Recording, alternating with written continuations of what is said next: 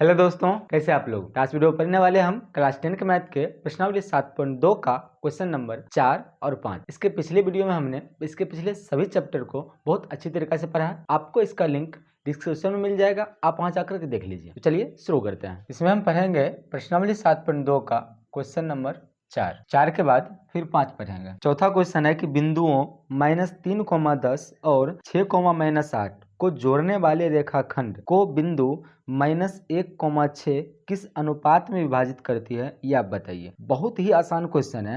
यहाँ पर विभाजन सूत्र का प्रयोग हमें करना है। तो ध्यान रखिए, यहाँ पर कह रहा है कि दो कोई बिंदु है, ठीक है। हम इस दोनों बिंदु को पहले ए और बी मान लेते हैं। जैसे कि मान लीजिए कि दो बिंदु है, पहले को ए मान लेते हैं, दूसरे को बी मान लेते हैं, ठीक है। और यहाँ पर इस दोनों बिंदुओं का निर्देशांक हमें दिया हुआ है। पहला बिंदु जो है वह है -3, 10। यहाँ लिखेंगे -3, 10 और दूसरा बिंदु जो है वो है 6, -8। यहाँ लिखेंगे 6, -8, ठीक है। उसके बाद कह रहा है कि इसको जोड़ने वाले रेखाखंड को -1, 6 किस अनुपात में विभाजित करेगी। मतलब क्या कि कोई एक बिंदु और है इस बीच में, ठीक है, जिसका निर्देशांक है -1, 6। लिखेंगे -1, 6। अब हमें कह रहा है कि ये जो बिंदु है इस रेखाखंड को किस अनुपात में विभाजित करेगी। तो यहाँ पर हम इसे मान लेंगे कि ये m1 अनुपात m2 के अनुपात में विभाजित कर रही है। और ये जो बिंदु है इस बिंदु को हम P मान लेते हैं। ये भुजा जो है AB, इसका कोई एक बिंदु है बीच में P, ठीक है, जो जिसका निर्देशांक -1, 6 है और इसे m1 अनुपात m2 में विभाजित करती है। और हमें यही अनुपात निकालने के लिए कहा रहा है, ठीक है। तो पहले हमें जो भी चीज़ दिया हुआ है, हमने जो डायग्राम में यहाँ पर लिखा है उससे पहले हम भाषा में लिख लेते हैं, ठीक है। यहाँ लिखेंगे कि बिंदु A -3, 10 और B 6, -8 को मिलाने वाले रेखाखंड को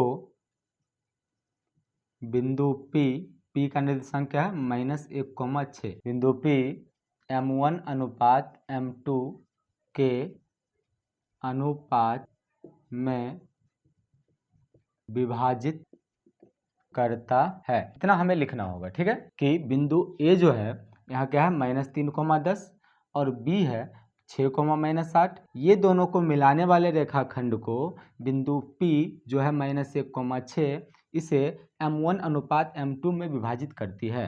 हमें यही m1 m2 का मान निकालने के लिए कहा जा रहा है, ठीक है। हमें क्वेश्चन में कहा जा रहा है कि इस रेखाखंड को ये -1, 6 जो निर्देशांक है ये किस अनुपात में विभाजित करके ये बात बताइए, ठीक है। यहाँ पर हम लिख लेंगे विभाजन सूत्र से। विभाजन सूत्र से विभाजन सूत्र क्या है आप सबको पता होनी चाहिए। हमने पहले पढ़ा था कि विभाजन सूत्र जो होता है उसमें हम इस प्रकार लिखते हैं कि xy बराबर m1 x2 plus m2 x1 बटा m1 plus m2 comma m1 y2 minus m2 y1 बटा m1 प्लस m2, ठीक है। इसी सूत्र पर हमें सेट करना होगा इस सभी मानों को और फिर m1 m2 का मान निकालना होगा। अब यहाँ पर x y कौन सा है, तो आप यहाँ देखिए कि ये जो मध्य बिंदु जो होता है, मध्य बिंदु तो नहीं है पर ये जो बीच में जो अनुपात में विभाजित कर रहा है ये वाला बिंदु को हम एक्स वाई बोलते हैं, ठीक है। और यह जो पहला बिंदु है इसे x1 y1 कहेंगे और दूसरा बिंदु को x2 y2 कहेंगे। आपको यहाँ एग्जाम में ये लिखना नहीं है, बस ये समझना है, बस आपको इसे मन में समझना है कि मन मन इसे समझना है। लेकिन यहाँ पर हम आपको समझाने के लिए ये यहाँ लिख दिए, आपको अपने एग्जाम में ये लिखने की जरूरत नहीं है। ये ऊपर वाला जो हमने यहाँ पर सिंबल दिया है इसे नहीं लिखना है, बाकी सब चीज़ को तो बनाना ही है, ठीक है। तो आप यहाँ देखिए कि एक्स वाई का मान हमारे पास है -1, 6। यहाँ पर हम रख लेंगे -1, 6, ठीक है। उसके बाद m1 का मान तो m1 ही है, तो इसमें कुछ बदलाव नहीं होगा, तो इसे हम ऐसे छोड़ देंगे। इंटू x2 का मान है हमारे पास 6, यहाँ पर लिखेंगे 6 प्लस m2 वही है, इसको ऐसे छोड़ देते हैं। और x1 का मान है -3, यहाँ पर लिखेंगे -3 बटा में m1 प्लस m2, ठीक है, कॉमा लगाएंगे। फिर आगे m1 का मान तो वही है और y2 का मान है हमारे पास -8, यहाँ लिखेंगे -8 प्लस फिर m2 यहाँ लिख लेंगे m2 इंटू y1, y1 का मान हमारे पास है 10, यहाँ पर रखेंगे 10 बट्टा में m1 प्लस m2। ठीक है, अब क्या करना है हमें, पहले मल्टीप्लाई करिए, उसके बाद इसके आगे का स्टेप करेंगे। तो सबसे पहले तभी इसको ऐसे छोड़ देते हैं, तो यहाँ हो जाएगा -1,6। ठीक है, आगे अब देखिए किस दोनों को गुना करेंगे, m1 और 6 को गुना करेंगे, तो यहाँ पर हो जाएगा 6m1।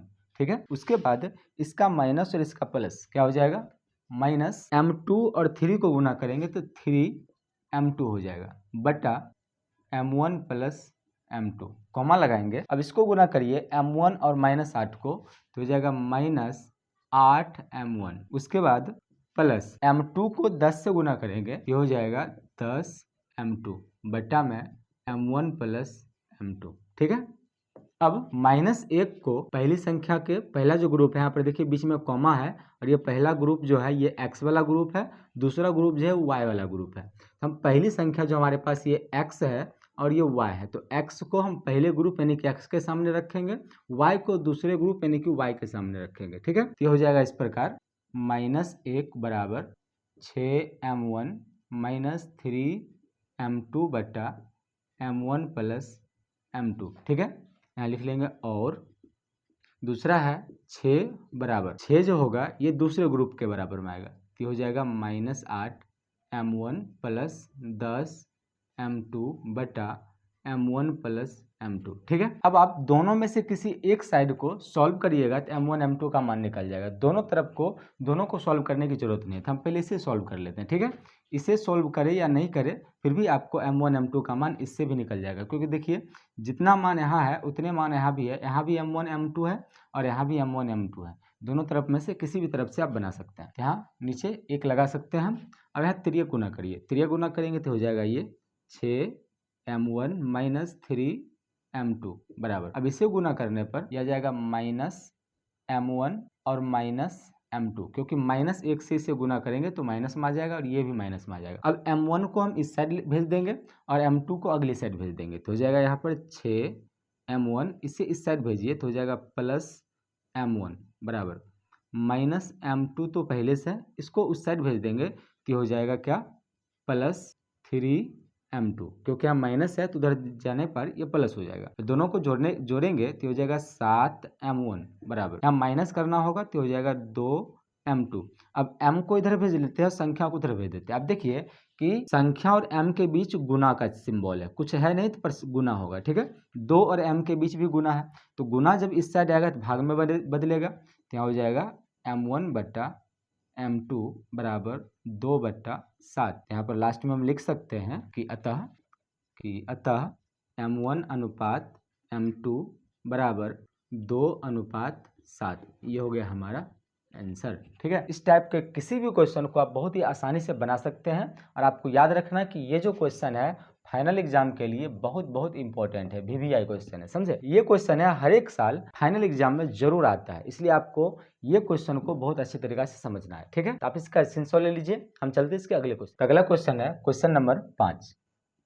तो पांचवा क्वेश्चन है कि वह अनुपात ज्ञात कीजिए जिसमें बिंदु A 1, और B -4, को मिलाने वाला रेखाखंड x अक्ष को विभाजित करता है, और इस विभाजन बिंदु का निर्देशांक भी ज्ञात कीजिए। ये क्वेश्चन बहुत आसान है, और ये क्वेश्चन इतना इंपॉर्टेंट है कि हर साल इस टाइप का क्वेश्चन एग्जाम में जरूर पूछा जाता है। ठीक है, तो आप ध्यान रखिए, जैसे यहाँ पर x अक्ष है तो कभी क्वेश्चन में y अक्ष भी करके दिया हुआ रहेगा। ठीक है, यहाँ पर पहले हम इसे डायग्राम से समझ लेते हैं। यहाँ कह रहा है कि कोई दो बिंदु है A और B, इसका रेखाखंड जो है, इसे मिलाने वाला रेखाखंड जो है वो उसे x अक्ष किस अनुपात में विभाजित करेगा, ये बात आप बताइए। जैसे कि यहाँ पर एक ग्राफ हम बना लेते हैं, जैसे देखिए ये ग्राफ है। ठीक है, अब कोई दो बिंदु है, जैसे कि यहाँ पर A बिंदु जिसमें 1 और -5 है, जो कि आप समझ सकते हैं कि 1 और -5 जो है वो चौथा चतुर्थांश में आएगा। ठीक है, तो इसे हम ये मान लेते हैं। दूसरा जो है वो है -4,5, तो ये जो है ये दूसरा चतुर्थांश में आएगा,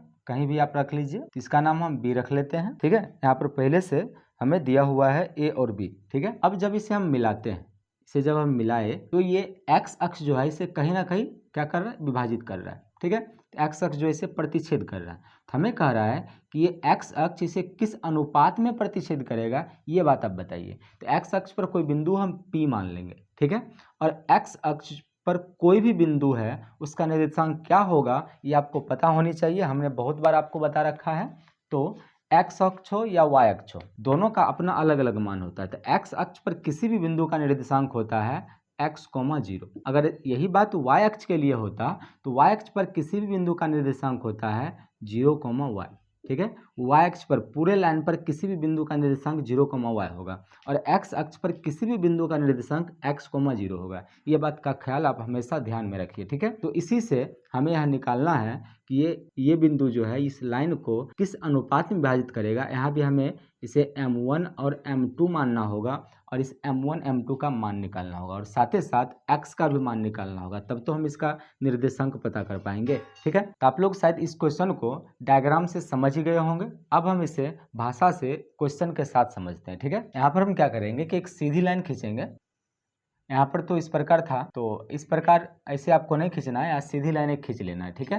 तो ये A हो गया और ये B हो गया। अब A का निर्देशांक और B का निर्देशांक दोनों हम लिख लेते हैं पहले। तो A का निर्देशांक आपके पास दिया हुआ है 1, -5, 1, -5। B का निर्देशांक दिया हुआ है -4, 5, हो जाएगा -4, 5।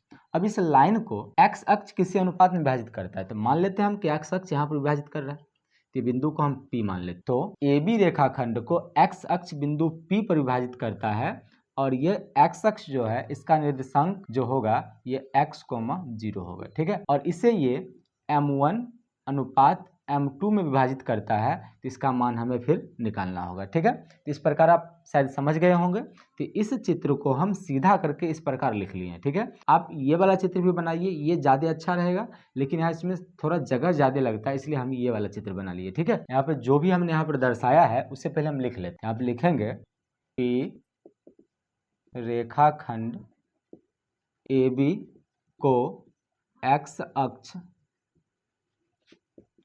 बिंदु P का निर्देशांक क्या है x, 0 पर m1 अनुपात m2 के अनुपात में विभाजित करता है, ठीक है। बस इतना ही आपको लिखना है, क्योंकि A और B का मान हमें पहले ही क्वेश्चन में ही दे रखा है, इसलिए A और B का मान ना रख करके हम रेखाखंड डायरेक्ट AB लिख दिए। और x अक्ष जो है वो बिंदु P पर विभाजित करता है, और बिंदु P का निर्देशांक आपको पता होगा x, 0 होगा, क्योंकि x अक्ष और x का अक्ष का निर्देशांक होता है, x अक्ष पर किसी बिंदु का निर्देशांक होता है x, 0, ठीक है।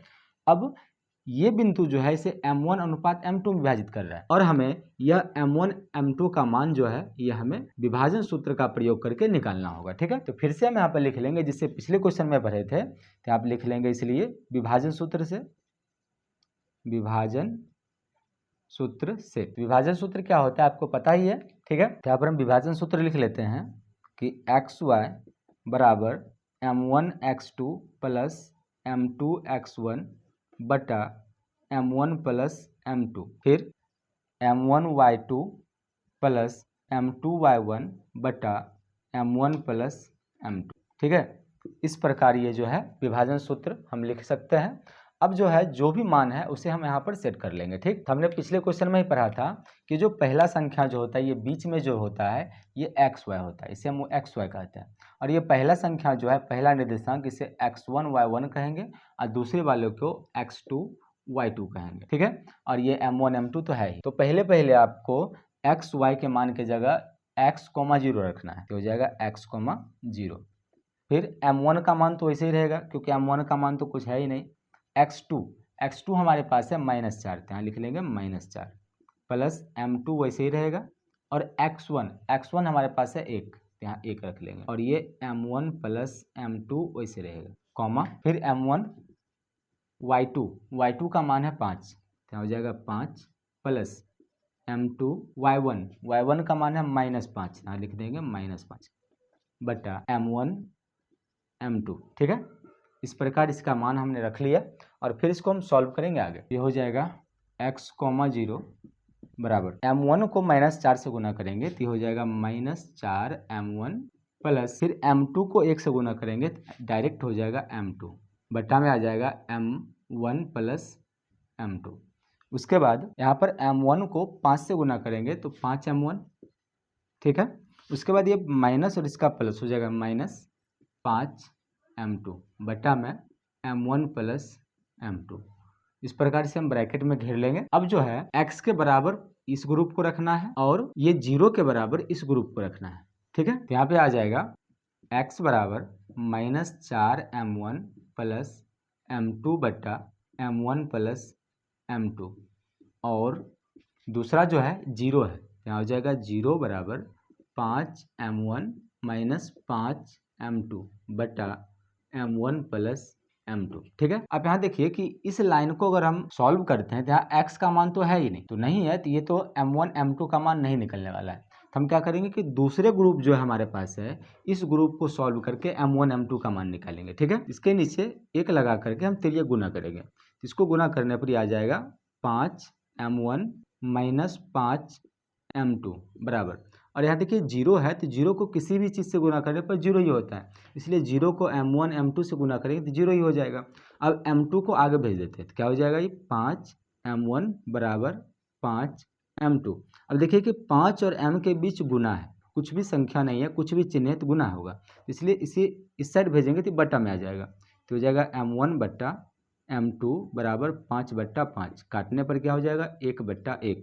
तो क्या हो जाएगा लास्ट में हम लिख लेंगे, इसलिए m1 अनुपात m2 क्या हो जाएगा 1:1। मतलब कि ये जो बिंदु है, रेखाखंड जो है ये, इस रेखाखंड को x अक्ष जो है वो 1:1 में विभाजित करती है। मतलब ये है कि x अक्ष जो है वो डायरेक्ट मध्य बिंदु पर है, क्योंकि दोनों तरफ का अनुपात बराबर है, ठीक है। अब फिर क्या कर रहा है हमें कि इसका निर्देशांक निकालने के लिए, तो निर्देशांक निकालने के लिए p का हमें x का मान निकालना होगा।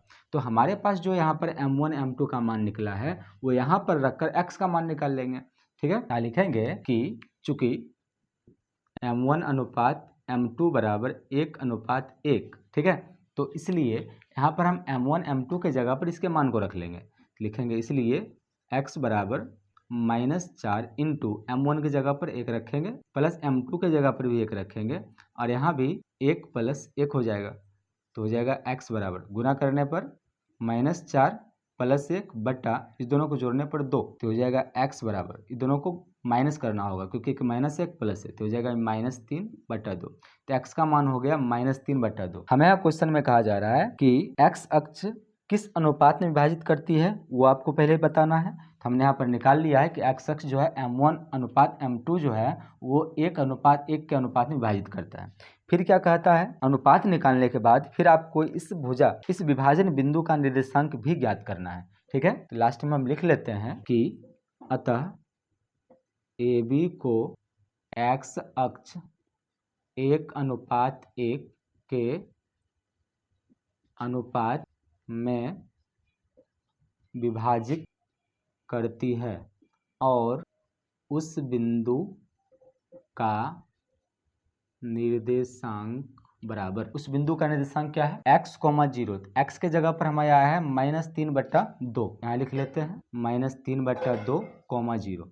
ये हो गया इसका आंसर, ठीक है। तो -3/2, 0 ये इसका निर्देशांक हुआ और ये इसका अनुपात हुआ, ठीक है। ये दोनों इसका आंसर हो गया। तो इस प्रकार से आप इस टाइप के किसी भी क्वेश्चन को बहुत आसानी से बना सकते हैं और ये भी क्वेश्चन आपके फाइनल एग्जाम के लिए बहुत ज़्यादा इंपॉर्टेंट है और हर साल इस टाइप के क्वेश्चन जरूर आते हैं। जैसे इस क्वेश्चन में x अक्ष था, आपको बहुत बार y अक्ष रखकर भी ये क्वेश्चन पूछा जा सकता है। तो y अक्ष रखेंगे, y अक्ष पर किसी भी बिंदु का निर्देशांक क्या होता है 0, y, उस ढंग से यहाँ पर रखना होगा, बस बाकी सारा प्रोसेस यही रहेगा, ठीक। तो वीडियो कैसा लगा हमको जरूर बताइए। यदि आपको ये वीडियो पसंद आए तो वीडियो को लाइक करें, हमारे चैनल पर नए हैं चैनल को सब्सक्राइब जरूर करें। Thank you.